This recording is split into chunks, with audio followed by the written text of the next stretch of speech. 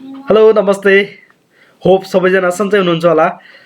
आजको video special रहनेछ उहाँहरूको लागि जो चाहिँ दुबईमा कार्यरत हुनुहुन्छ र दुबईदेखि नेपालमा भ्याकेसन आउनुभएको छ भने भ्याकेसन पछि उहाँहरू चाहिँ दुबईमा रिटर्न ब्याक हुन चाहनुहुन्छ भने उहाँहरूको लागि यो भिडियो स्पेशल रहनेछ।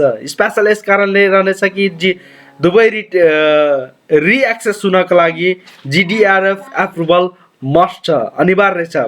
र GDRF एप्रुभल कसरी लिने, GDRF को एप्रुभल लिनका लागि कुन कुन डकुमेन्टहरूको आवश्यकता पर्ने गर्छ, यो सम्पूर्ण जानकारी यो भिडियोमा मैले समेट्ने नै छु। अब ढिला नगरिकन हामी स्क्रिनतर्फ जाउँ।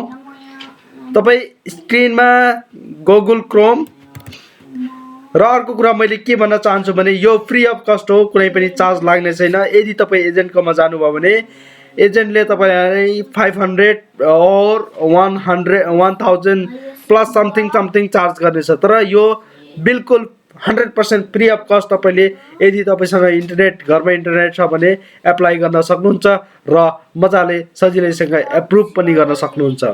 र सर्वप्रथम तपाईँ फर्स्टमा गुगल क्रोममा जानु होला। गुगल क्रोममा गइसकेपछि लिङ्क पेस्ट गर्नु होला। मैले यो लिङ्क चाहिँ भिडियोको डिस्क्रिप्सनमा दिनेछु। यो कपी गर्छु, इन्टर गरेँ। ओके, अब फर्म खुलिसकेको छ। यो फर्ममा तपाईँ यो एप्लिकेसन डिटेल, डकुमेन्ट्स केही पनि नहेर्नु होला। फी लेखे तापनि बिल्कुल फ्री अफ कस्ट हो, यो कुनै पनि चार्ज लाग्ने छैन।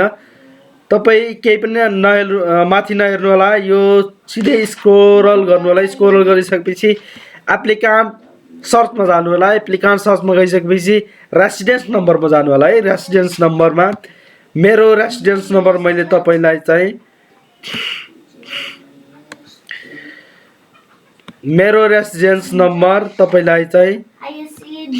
पेस्ट गर्नेछु।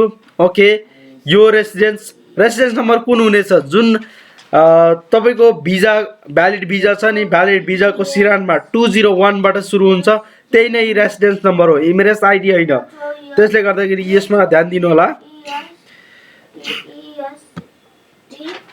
नेसनालिटी कुन 235, हाम्रो नेपालको कोड 235 राखेको छ।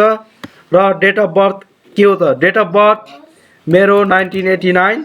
ओके, त्यसपछि स्क्रोल गर्नु होला। स्क्रोल गरेपछि I am not a robot, यहाँ जानु होला र सर्च गर्नु होला। ओके, सर्च गरिसकेपछि तपाईँले स्क्रिन देख्न सक्नुहुन्छ। डेस्कबोर्डमा application detail, documents, fee and payment, everything detail देख्न सक्नुहुन्छ। मेरो नाम पनि आइसकेको छ, दिपेश चौधरी, अलरेडी डिडक्ट गरिसक्यो। ल त्यसपछि तपाईँ स्क्रोल गरिसकेपछि तलतिर आउनु होला। मुनतिर देख्न सक्नुहुन्छ ट्राभल इन्फर्मेसन। ट्राभल इन्फर्मेसनमा तपाईँको coming from which country, Nepal, obviously Nepal राख्नु होला। कुन एयरपोर्टमा ल्यान्ड गर्ने हो तपाईँको टिकटमा छ। यदि दुबई इन्टरनेसनल एयरपोर्टमा ल्यान्ड गर्नुहुन्छ भने दुबई इन्टरनेसनल एयरपोर्ट DXB राख्नु होला। होइन तपाईँ जेबलाली अल मक्तुम एयरपोर्टमा ल्यान्ड गर्ने हो भने अल मक्तुम एयरपोर्ट राख्नु होला। त्यसपछि तपाईँ तल जानु होला। गइसकेपछि यहाँनिर आफ्नो इमेल एड्रेस राख्नु होला। इमेल एड्रेस राखिसकेपछि करेक्ट इमेल एड्रेस राख्नु होला। यही इमेल एड्रेसमा तपाईँलाई चाहिँ GDRF ले फरवर्ड गरिन्छ। है, यहाँनिर टिक गर्नुहोस्। त्यसपछि अझै तपाईँको I am not a robot गर्नुहोस्, कन्टिन्यू गर्नुहोस्। कन्टिन्यू गरिसकेपछि तपाईँको पुरा डिटेल आउँछ। यो डिटेल आइसकेपछि तपाईँले देख्न सक्नुहुन्छ।